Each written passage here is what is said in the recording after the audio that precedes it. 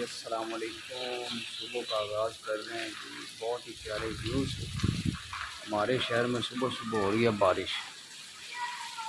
ठीक है जी।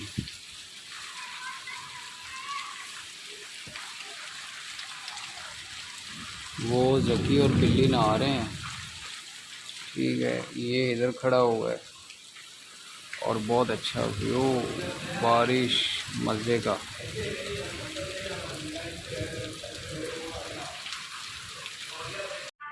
तो दोवें जने वेखो मोबाइलों से लगे पे ने। चेक करो इन्होंने है मोबाइलों से लगे हुए हैं।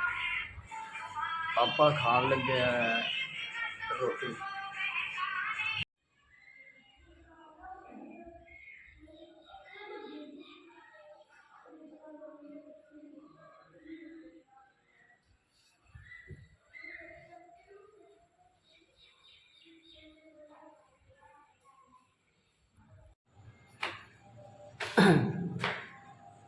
उत्ते हैं जी बुरा जो उमें पिया है। ठीक हो गया। देखो बिजली का काम रह गया, वो भी अल्लाह की इंशाल्लाह जल्दी हो जाएगा। देखो पंप चलाया सी, पंप उतले मीटर से किया है।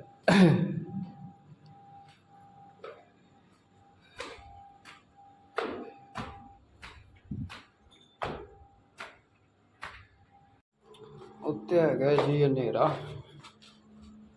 आप जाते पाने उत्थे।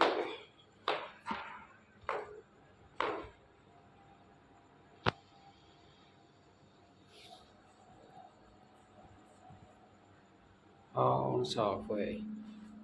देखो बाहर हो गया हनेरा।